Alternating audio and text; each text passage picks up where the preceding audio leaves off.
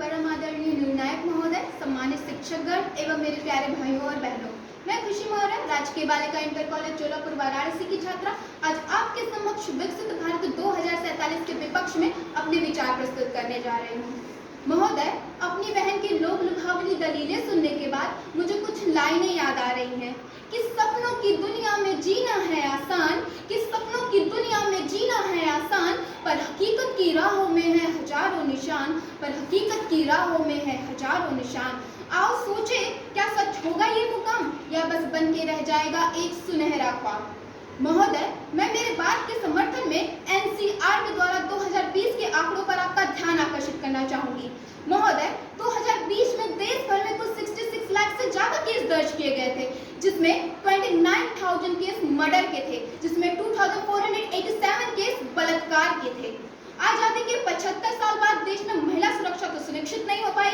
6 साल की बच्ची से लेकर 60 साल के वृद्धा तक के बलात्कार से रोज भी अखबार के पन्ने भरे पड़े मिलते हैं, और हम यहाँ बैठे बैठे लंबे लंबे भाषण दे रहे हैं, भारत को 2047 तक विकसित राष्ट्र बनाने का सपना देख रहे हैं। बुरा मत मानिएगा मान्यवर, भारत का कण कण मुझे जान से प्यारा है। मैं रहूं या न रहूं, ये राष्ट्र रहना चाहिए ही हमारा नारा है, ही हमारा नारा है। पर मैं क्या कहूँ, मैं वाड़ी की राजदूत हूँ, सच पर मरने वाली हूँ। मैं वाड़ी की राजदूत हूँ, सच पर मरने वाली हूँ। जी हाँ, गलत को गलत कहने की हिम्मत रखने वाली हूँ। हाँ, हिम्मत रखने वाली हूँ। महोदय, जो गरीब थे वो और गरीब बने, जो अमीर थे वो और अमीर बने। हम अशोक सम्राट की शान है, चाणक्य का अभिमान है, राणा प्रताप की ललकार है, भगत सिंह का पराक्रम, आजाद का स्वाभिमान है। हमारी गाथा महान है। हमें ये शोभा नहीं देता मात्र आर्थिक आधार पर देश के विकास को मापना। महोदय, हमारे प्रतिपक्षी जो शायद लैंगिक समानता का गुणगान गा रहे हैं, वो ये नहीं देख रहे हैं कि भारत जेंडर गैप रैंकिंग में 153 देशों में से 112वें स्थान पर है। शिक्षा की गुणवत्ता के वैश्विक रैंकिंग में भारत 145 देशों में से 101वें स्थान पर है। महोदय, आज भी भारत में 22 करोड़ से ज्यादा लोग गरीबी रेखा के नीचे जीवन यापन कर रहे हैं। भारत के कुल 1% अमीरों के पास कुल संपत्ति का 40% हिस्सा है, और बाकी आबादी के पास केवल और केवल 1% हिस्सा है। मैं मेरे प्रतिपक्षी और निर्णायक महोदय का ध्यान आकर्षित करते हुए ये कहना चाहूंगी कि अमीरी गरीबी के बीच खाई इतनी गहरी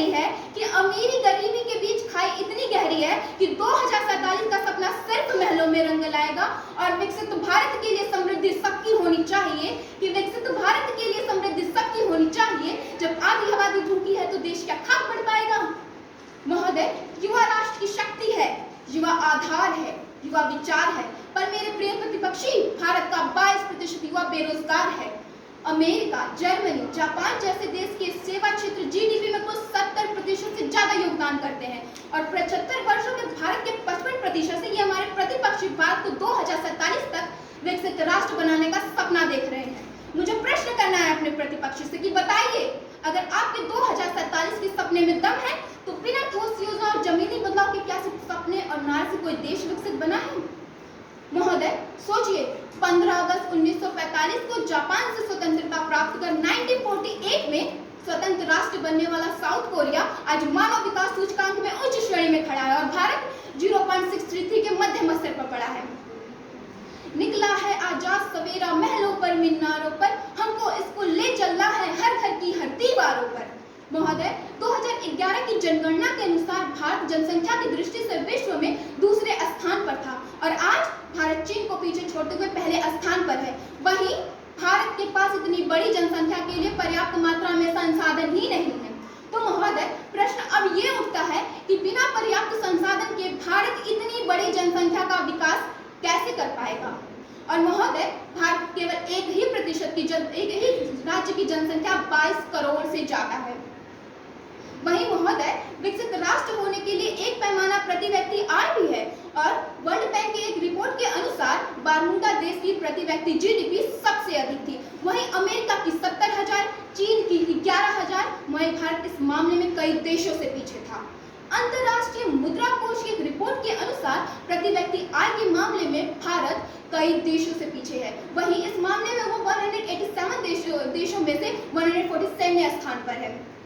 आगे तो ये भी सुनिए कि पिछले 50 वर्षों में हर देश के विकास यात्रा का आकलन करने के बाद वर्ल्ड बैंक की न्यू डेवलपमेंट 2024 रिपोर्ट रिपोर्ट ये कहती है कि वैश्विक माहौल इस तरह से ढला है कि जो विकासशील देश हैं वो केवल और केवल मध्यम आय वर्ग की श्रेणी में ही सिमट के रह जाएंगे। और महोदय, रिपोर्ट आगे ये भी कहती है कि जो देश लगातार विकास करते गए वो एक ऐसी बिंदु पे पहुंच गए जहां उनकी प्रति व्यक्ति जीडीपी अमेरिका के 10% के करीब थी। वहीं ये स्तर फिलहाल $8,000 का है और वर्ल्ड बैंक इसे मध्यम आय की श्रेणी में रखता है। वहीं वर्ल्ड बैंक के अनुसार $1,136 से लेकर $13,885 तक को वर्ल्ड बैंक मध्यम आय की श्रेणी में रखता है।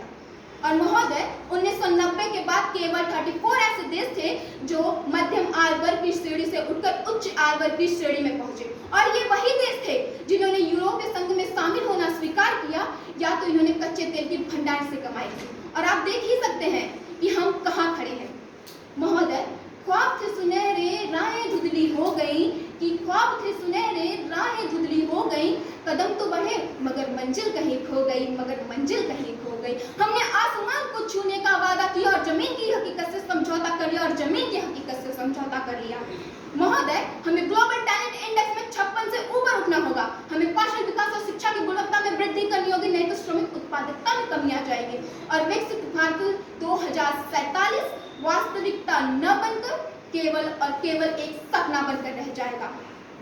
अंततः वाद विवाद के इस प्रतियोगिता में समय सीमा आबद्ध होने के कारण मैं अंत में यही कहना चाहूंगी कि अभी समय है स्वार्थ त्याग कर प्यारा हिंदुस्तान बचा लो, कि अभी समय है स्वार्थ त्याग कर प्यारा हिंदुस्तान बचा लो। इस ज्वाला में जलने वाले निर्दोषों की जान बचा लो, निर्दोषों की जान बचा लो।